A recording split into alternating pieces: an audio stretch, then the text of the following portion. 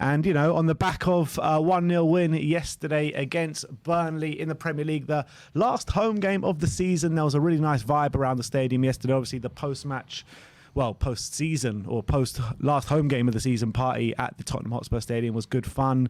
But in the stadium, I mean, from the start, there was a good atmosphere around. And obviously, it wasn't the same as the North London derby, but there was flags everywhere and people were trying. You could see definitely a concerted effort to keep that atmosphere up and to support the team right till the end yesterday, which I thought was a really important thing.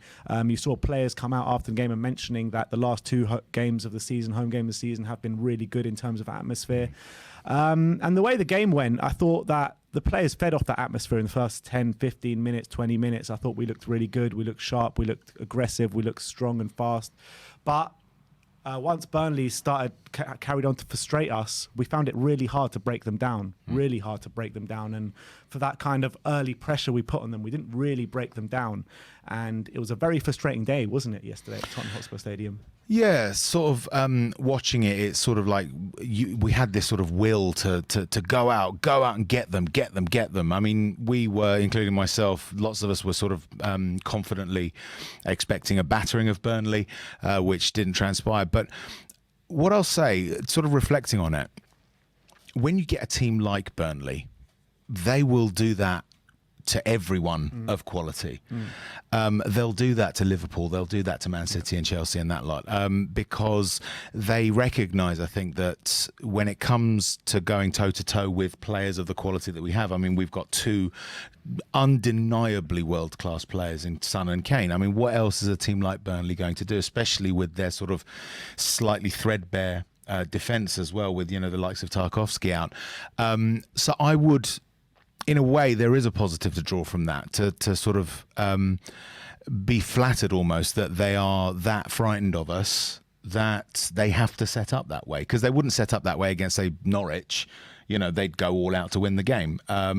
It's a defensive action when it comes up against Spurs, and we still did it. We still got the job done. And there will be times where we're going to be going up against teams like that are just determined to put up a wall and hope that everything bounces off. So I'm still happy. We got the outcome. Wasn't the prettiest game of football, but I did see, I saw commitment. I saw energy, especially at the sharp end of the season. I mean, one game to go, everyone looked leggy, and it's to be expected, especially with the thinness of squad that we've got to deal with. Yeah, and especially with the North London derby only being 48 hours prior to that. And, you know, the players expended a lot of energy in that game. The fans expended a lot of energy in that game as well. Yeah, that's true. And, you know, when you're looking at the game as a whole yesterday, I was getting quite worried in the latter stages of that first half, because as much as we played quite well in the first 15, 20 minutes, we looked very leggy after that 15, 20 minutes. And I was unsure if we were actually able to break Burnley down with the kind of tiredness of the team that was on show. The penalty comes obviously in like the last kick of the 4th minute of stoppage time. Yep. First of all, there's been a lot of kind of talk over social media, mainly about Arsenal fans, let's be honest, about if it was a penalty, if it was a lucky penalty. I mean, what was your opinion on the penalty? It was a penalty, ultimately. I mean, we can break down every sort of refereeing decision as much as we like, and it will always have an element of subjectivity to it. I mean, Arsenal fans are going to be begrudging in them sort of acknowledging any decision as being correct when it disadvantages them, because, you know, a Spurs win yesterday puts us 2 points ahead of them. So if there's any sort of margin for error, they're going to try and magnify that as much as possible, and we do the same to them, I think. As far as I'm concerned, within the letter of the law, it was a penalty. Whether or not the referee awards it is down to the level of officiating. I've spoken about how I don't think that the officials in this country are particularly good, but that one is not one that I would put down to bad refereeing. Let's put it that way. It's a subjective choice, even down to the level of the ref, and we got it on this occasion. So no complaints for me, and I honestly wouldn't really make a big deal out of it if it had gone, say, if Arsenal were playing and they'd been awarded the handball or the penalty for the handball. It's one of those things. I mean, it's a bit rich from Arsenal fans to complain. Yeah. Because they've got much weaker penalties over the past couple of weeks against Manchester United, Big time. Chelsea. Saka pulls down Azpilicueta in the box, and somehow Arsenal get the penalty. Yeah. It's absolutely ridiculous. But I think when they were tucking into their Sunday roast and their Sunday lunch on for the 12th kickoff, turning on the game, thinking maybe it's a potential upset here, they might have just put a bit too much salt on their Sunday roast. I think just a little bit. Arsenal salt, as I said, I think Arsenal salt is something that we can jar and sell because there's a lot of it around. Absolutely. It's I can see why they're getting so upset, but at the same time, it's like, this is football. Get over it. We've finished above you, I think 5 years in a row, something like that. This could be the sixth. Your club right now is not in a position that it was under Wenger, and trying to replicate or trying to sort of emulate those glory days and expect yourselves to be the same as you were then is unrealistic. Back on the game, first half, as much as I said, we struggled to break them down, it was close to near total domination in that first half. Burnley hardly got into our areas of the pitch. I mean, we had them penned in. We just couldn't break them down. The way they were set up, really well, credit to them. Second half comes, it's a bit of a different game. Obviously, the penalty changed that, because I think if that penalty doesn't go in, Burnley set up the same way as they do in the first half, try and frustrate us. But they had a bit of adventure in that second half, and they did trouble us a little bit. But at the end of the day, we troubled their keeper a lot more. Pope made two unbelievable saves in the game. I thought we were deserved winners by the end of it, but I do think if that penalty doesn't come, I'm not sure if we win that game. Yeah, Pope pulled their backsides out of the fire a couple of times, at least, with two really, really good saves, and kept them in the game in that second half. I think that five-man defence, I'm guessing that it's the sort of holdover from Sean Dyche's era. They understand what it means to set up an organised, tight, structured defence. And if it hadn't been for the penalty, I agree. I think they probably would have come out. They were playing for the draw. They were playing for the draw, and if the opportunity came along, obviously snatching a win, a smash and grab. But had they walked away with a point, they would have been over the moon. In the same way that, when we were talking before the Liverpool game, we were saying, a draw at Anfield would be good. For them, it's a draw at White Hart Lane would be good, because we've hurt them badly in previous seasons as well, and they're fighting relegation now. Every point counts. Pope saved them. But you know what? Even before that, I still saw more of a threat than, let's say, we sort of demonstrated against Brighton or against Brentford. Agree, yeah. So I think there's been some progress made. Give Conte a pre-season. I think he'll be able to work more on the sort of tactic side when you're coming up against a low block team like that, and I think we'll be more effective next season once we've had an opportunity to actually analyse how to go about taking a team like that apart. Yeah, completely agree. The Sky Sports pundits were talking during the game and after the game, and they were saying that they didn't think Spurs deserved to win. They were very lucky to get through that with 3 points. And I thought it was actually mental, them saying that, because, like I said, first half was near to total domination. Second half, Pope made those brilliant saves. Yes, Burnley troubled us more in that second half, but I still think we were the better team and we had the better chances. I mean, what were they on about? There's no way that you can turn around and say that Spurs didn't deserve to win that yesterday. When you give the goalkeeper the Man of the Match award, that tells you everything that you need to know. Excuse me. The fact that Pope pulled off two really good saves. One was that short-range one from Son. I think he got down magnificently to sort of parry that away. They hit the post. but that happens in a game. You know, if, say, for instance, we'd hit the post 2 or 3 times, you wouldn't turn around and say, oh, Spurs were lucky not to win. It's part of the game. A goal is a goal, points are points, a win is a win. There have been times where a team has played badly and won. That does happen. But yesterday, with the possession we had, the fact that Burnley had set themselves up for a draw and we still managed to get the win against that kind of all-out defensive display, you've got to give credit where it's due. And I can't fathom why Sky are saying that, if I'm being honest. Maybe it's just Arsenal bias. Yeah, clearly. In terms of individuals yesterday, who was your kind of standout performer on the Spurs team yesterday? It's a hard one. Højbjerg played well. Bentancur played well. I hate to say it. Emerson played well and actually played. Yeah, we should love to say. Yeah, he actually played well. Yeah, it wasn't just that's 3-4 competent. games in a row now. Yeah, it is. It wasn't just sort of baseline. He did more than you would expect as a baseline, which was good to see. He's just before you move on from Emerson in a second, I was doing after the game yesterday, I was going around and asking people, just random people, a few questions. Like two of the questions were most improved player and worst player of the season. Yeah, Emerson came up in both categories quite a lot. Absolutely, yeah. He's not yet for me done enough yet to warrant his remaining at Spurs.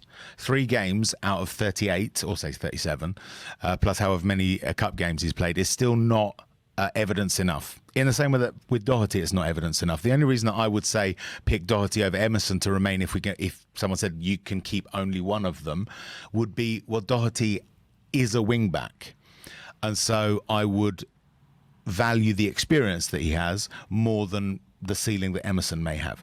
But if he continues to do this, why not? I'm not going to, pin my colours to the Emerson out mast, because if Emerson plays well, that's good for my club, and that's the most important thing. Let's see if he does the same against Norwich, because he's going to be in the lineup.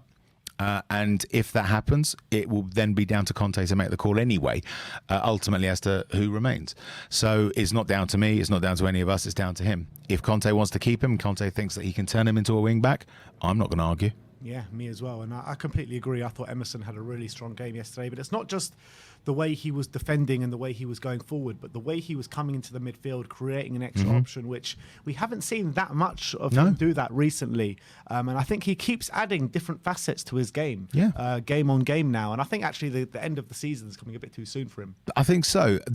Although I think the end of the season is also coming at a good time, because he needs to learn how to cross. His crossing is still ridiculously weak, and he could be the best right wing back in every other aspect, but if you don't have crossing ability, you are not useful in a Conte system.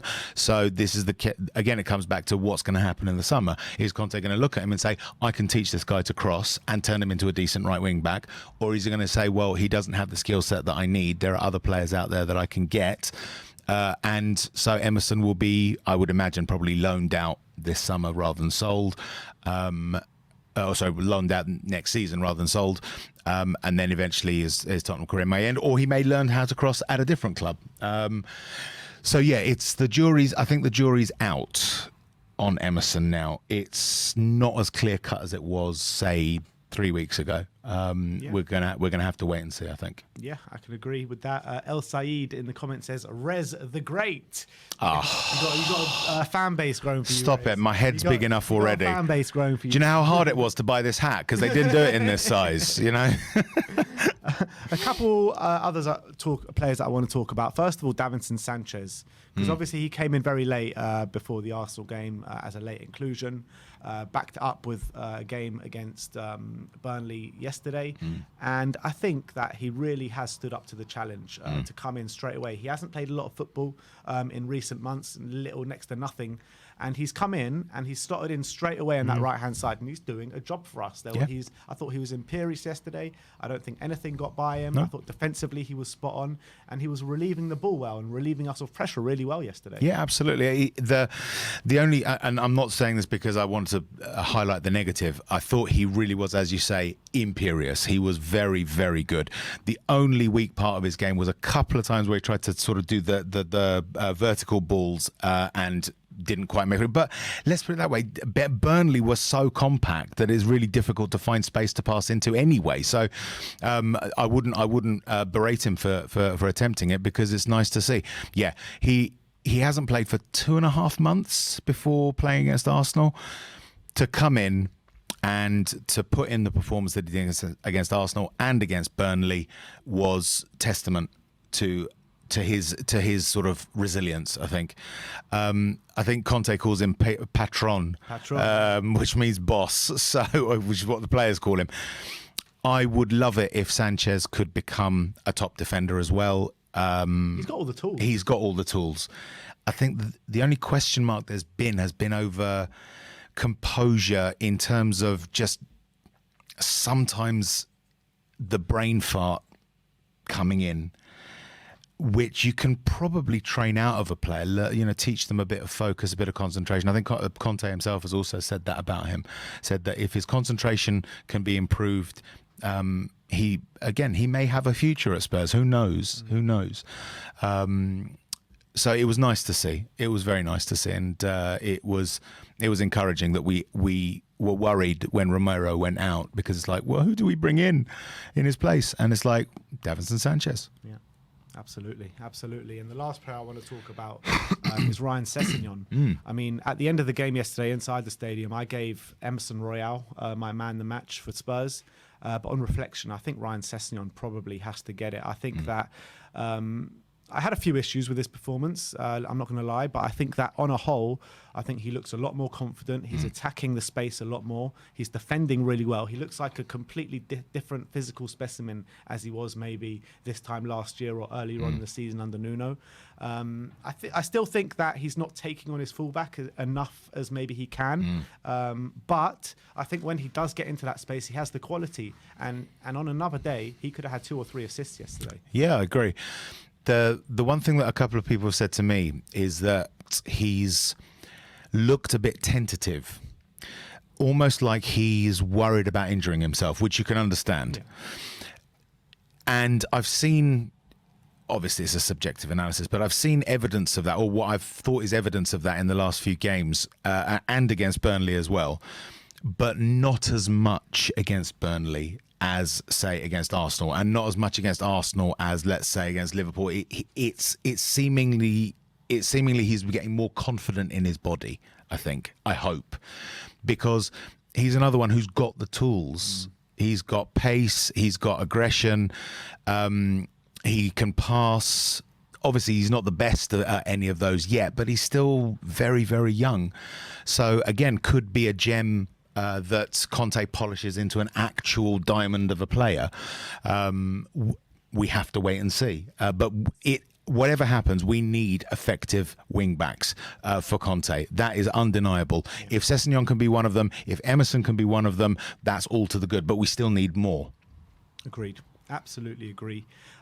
So, yeah, I mean, I personally would give Sessegnon the man of the match yesterday. Who would you give it to?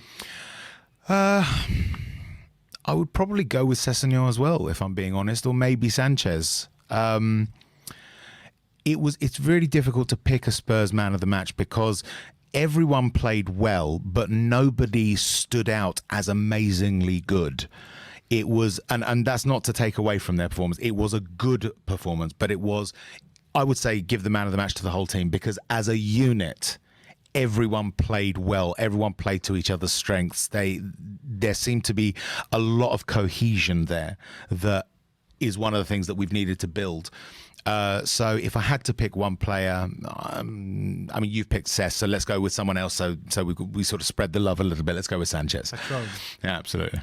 All right, so that is our match review of the game yesterday. 1-0 against Burnley. One game left to go this season. Norwich away this weekend.